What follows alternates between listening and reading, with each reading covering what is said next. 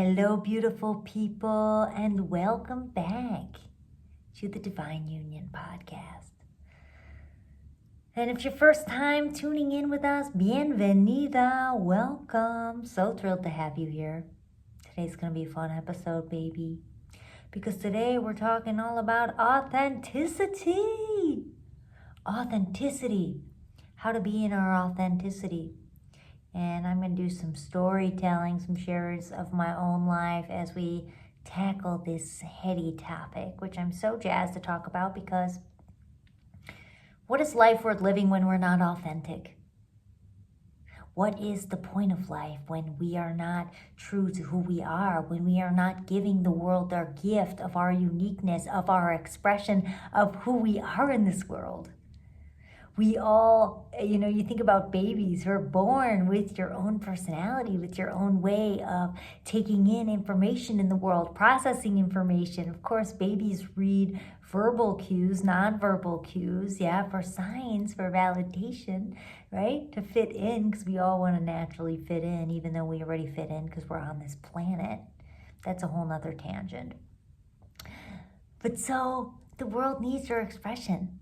Like your own way of processing things, your own way of communicating, how you dance, how you move through the world. That's all unique to you, baby.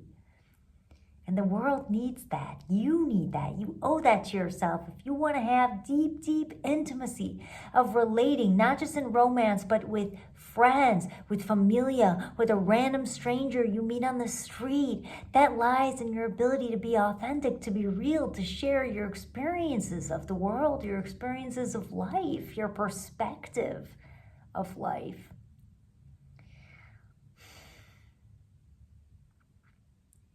It's so beautiful when we can really show ourselves, allow ourselves to be seen in our fullness, in our wholeness, allow ourselves to receive love and connection through that. And I love this topic because it's personal for a large part of my life and for many of us, If you're born in a dynamic where, unless you have super, super conscious parents, like are healthy, really secure parents, which is super rare, obviously the world is changing, but we all have traumas, is usually what happens is you think about you're a kid and you have your own expression, your own sovereign expression, and then you start putting the layers on of like who you're told you're supposed to be. If you're a boy, what does a boy act like? What does a woman act like? What does masculine energy look like? What does feminine energy look like? Oh, this is what marriage looks like. Oh, this is how we navigate conflict, right? Like all of these things that you don't think would affect how you relate do. They go into your subconscious. They go into your way of being. They impact how you show up. And being conscious of that conditioning is super important. Now, oftentimes what happens when a child reaches a certain age and they want to assert their independence, their sovereignty, usually the parents, unless of course they're very conscious, they have a hard time with that. Why? Because it's like you think about your kids maybe in a high school phase and they're being bullied or beat up or kids are making fun of them and they come in to share that with you. And maybe you have your own perspective of how they should navigate it. This is what you should do. This is how you should handle this tough situation. I know best. I'm your parent. And maybe they don't agree. Or maybe they view something differently.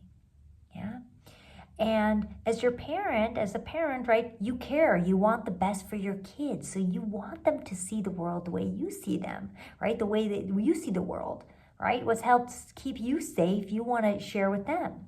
Even if it's like self-deprecating or it's not a healthy view to have.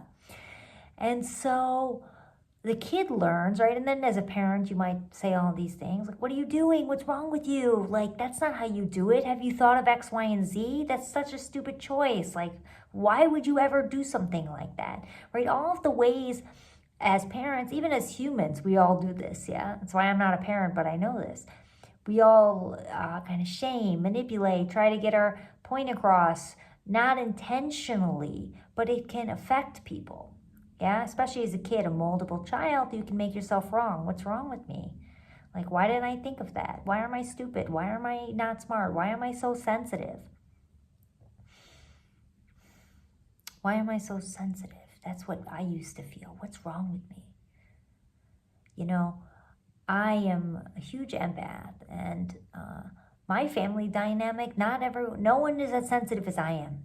In fact, no one has sensitivity like I do. And so they could never understand me. They could never get me. I was like the black sheep in the family, like, hello, black sheep of the family. If you're listening to this episode, if you're watching this video, like, let's give a little black sheep dance for a moment, ba, ba, we the black sheep. That's what I'm talking about. Always the most conscious ones, always the most sensitive ones, empathetic ones. But so my parents, my siblings, they didn't understand me. They're like, why are you so sensitive? Why are you crying all the time? Like, what's wrong with you? And of course, I don't blame. I love my familia, right? I'm so grateful. This is why I'm here. This is why I do this work. Thank you, familia. Thank you, universe. But so they couldn't get me. And so as a kid, I internalized it. I made myself wrong for it.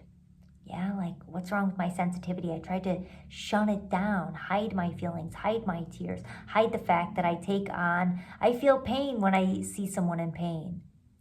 Like a deep pain, it kills me inside. Or when I see hurt animals, I love animals so much. I love people so much.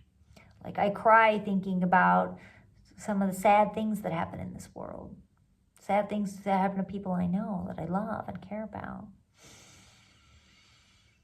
And so I made myself wrong for so long. And the thing is, if you are a sensitive person, if you're an intuitive person,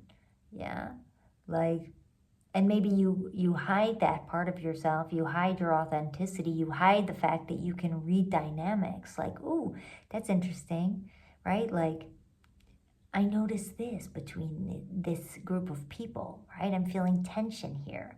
You think about it as a kid, maybe you're like, oh, mom, like, how are you feeling? And your mom or dad is like, I'm feeling great. And you're like, but you look like you're sad. No, I'm great. Oh, okay. Maybe I'm wrong then. Maybe I'm interpreting it wrong. Nah, maybe the other person's just not conscious, baby. You know what I mean?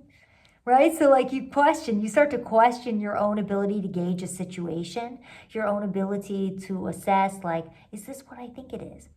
And us intuitives, which we are all intuitive when we cultivate that skill, but especially folks who have go into the people-pleasing route, the dimming of the energy, right? The not always being authentic, hiding of the fact that they notice things, their sensitivity, the sensitive people, which is in my gene keys, like, I'm definitely sensitive, is actually we're honoring that, owning it. Like, ooh, I actually noticed, like, you say something, but your body shows otherwise.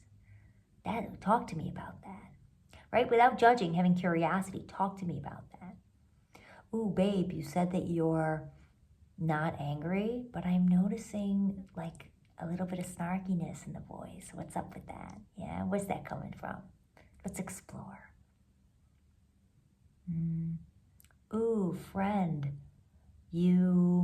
I notice you are saying that you're all good, but I'm feeling some anxiety coming through when you're talking about X, Y, and Z. Yeah, you want to share about it? Right? Inquiring, using your intuition, your sensitivity as a gift. And so when we have these early experiences in childhood that cause us to repress who we are, not fully acknowledge who we are, what we're feeling, what we're seeing, what we want, because maybe we don't acknowledge what we want, what we feel, our independence, because we want to get the love of our caregivers, right? We don't want them to leave us. So instead we have to mold ourselves into this person of who we think we should be, just so we can get that love to keep ourselves safe, which may have worked in childhood, but right now as you age, you become an adult, a sovereign adult, that doesn't work anymore. It's not a healthy coping mechanism. And so instead it's like, how do we step fully into who we are, how we see the world, owning how we see the world, owning our unique perspective on situations, owning what we want, what we need, doing so from a place of empowerment. Because here's the thing, when it comes to authenticity, I see people on different ends of the spectrum. Usually I either see people not expressing at all, minimizing, or minimizing and then bottling up and exploding. Yeah, it's super common. Been there. I used to be 0 to 60. Ask my mother, my family. That was my name. It was Nicola/0 to 60. And, or I see people being like, I'm being super authentic, I'm expressing, but they express in a way that's like penetrating you with their expression, penetrating you with their energy field, as opposed to how do I express and do so in a open-hearted way, where I let my heart lead, where I'm being vulnerable, where I'm noticing what I'm seeing, what I'm feeling, where I'm inquiring and inviting you to share. That's a skill, that's an art, that takes practice. And that is what we want to do if we want to have deep intimacy, deep relating. It's being authentic, sharing ourselves, giving the gift of who we are, and also leaving space for others to share themselves, for others to receive you, for others to respond to you, to be open to another's perspective, right? To be open to other perspectives on how you're even showing up or interpreting something. But still also not minimizing what you're interpreting, what you're seeing, what you're feeling.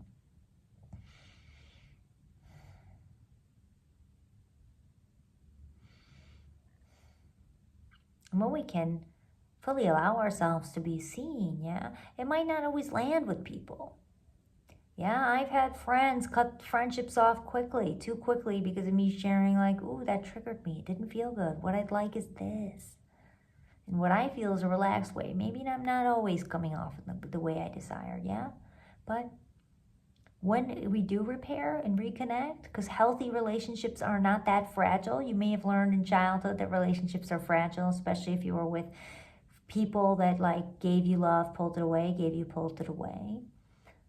But healthy, secure relationships are not that fragile. They can always come back. This is also why the sovereignty piece is important, because sometimes people are triggered. You trigger the F out of them, man, and they got to take space. That's not on you. You can't control that. You can control how you're showing up. And if you're showing up authentically, but from the heart space, because here we are on this planet, human a human, humano a humano, corazón a corazón, heart a heart, yeah? That's how we connect, not mind to mind. It's heart to heart. We came here to open our hearts. Someone needs to feel your heart. You want to have an impact, you want them to see your perspective, they need to feel your heart, baby. You need to feel your own heart.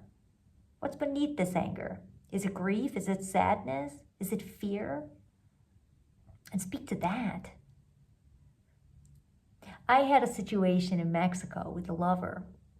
It was a man that I was playing with. Yeah, I like to say lover. I call him my lover. He is my lover. And we're having a good time. Yeah, we're in Mexico. And I didn't do the best job of even naming like, oh, this is how I want to relate after we make love. Because he's open, he's having a good time. He's like, Nicola, I just got out of a relationship. Like, I'm looking to have some fun. I'm looking to play. And in the community of Mexico where we are, there's so many sexy people, and he's sexy, he's conscious and deep and handsome, tall, dark, and handsome, all the things, And, oh, yeah, so we had a beautiful night.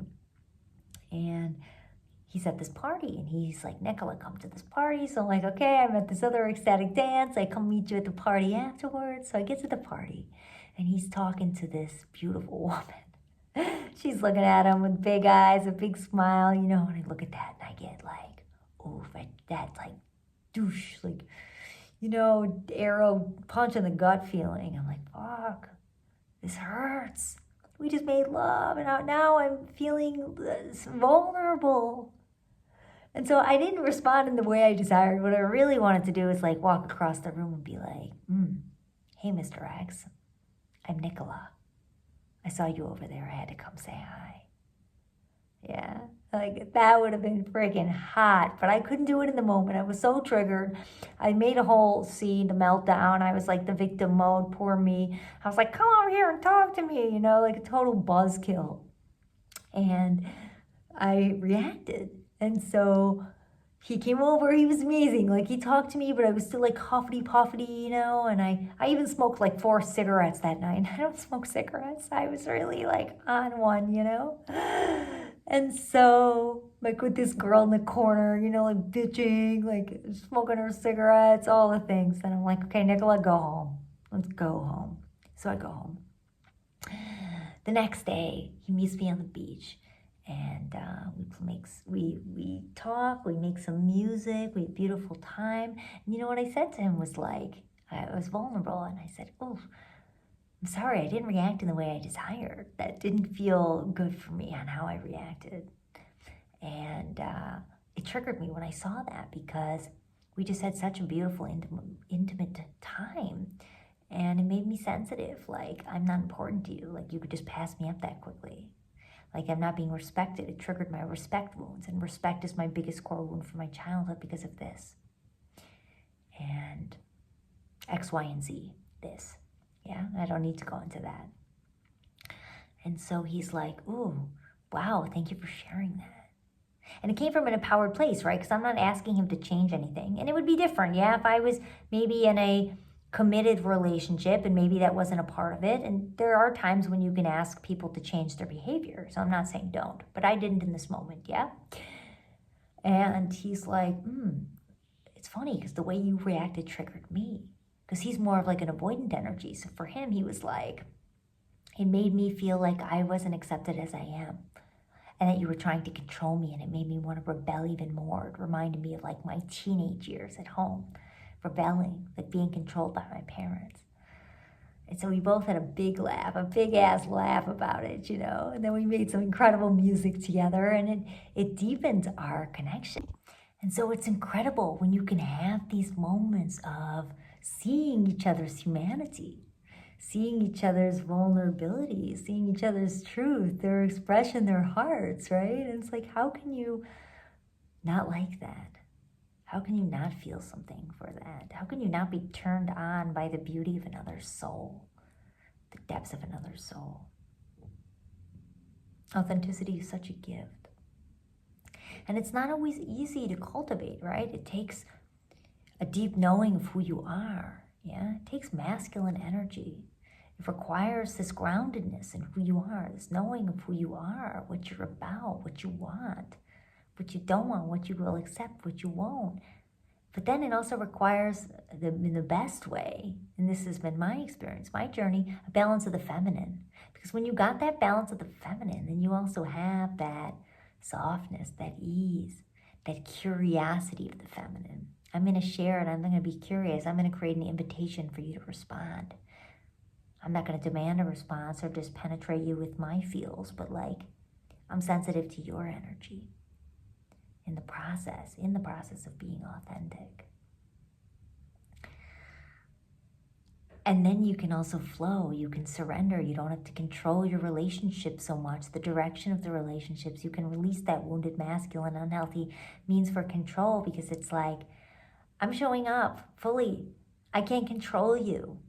Yeah? How many times, let me tell you, I'm with lovers, even one I'm disconnected now, like, ooh, I've expressed the depths of my heart, yeah? That takes courage, but that's enlivening for me, because it would be more deadening inside. The scariest thing for me is to live life with regrets. I'd rather give no F's, no regrets. I'm going to share my freaking heart, put it up on a plate for you to feel it. Doesn't mean I don't like mystery and surprise, understand intrigue, right? These are important elements for passion to thrive and romance. But for intimacy and relating, it's like, how do you share your heart but do so from an empowered place? I care about you. I feel for you, but I don't need you. You don't complete me. I'm fully whole and complete as I am. But I want you. I want to be with you. I want to be around you. I want to spend time. Yeah. That hurt me.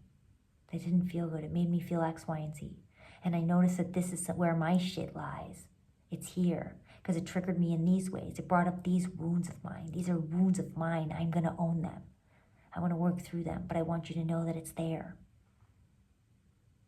And maybe it would feel better in, maybe it's something that they're really like disrespectful about. Yeah, you have to evaluate where's it's you, where's it them. That also takes masculine and feminine energy to know the difference. But, and it's like, and when you talk to me this way, it doesn't feel good. And I would love for you to be a little softer in your tone when you're giving me feedback. Or I would love for you to ask if you're open to feedback before giving me feedback. I would love for you to ask more open-ended questions. It would make me feel less on the defense. Right? Whatever your truth is.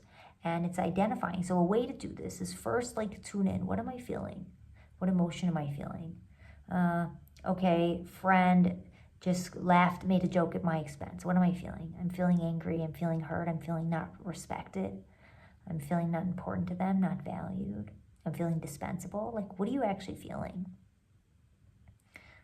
Yeah. What is the thing they did and what are you actually feeling? So like, what is it they did? That actually thing, naming it. Yeah. When you made a joke at my expense, when you looked at me and then rolled your eyes to that person, like naming the tangible thing, which is often vulnerable, but we have to do it if we want to have an impact. And then what did you feel? And how did it touch your heart, hurt your heart? Yeah. It made me feel like a loser. Like it didn't make me feel welcome. It brought up the sister wounds. Yeah. And then you would say, like, what is it you want?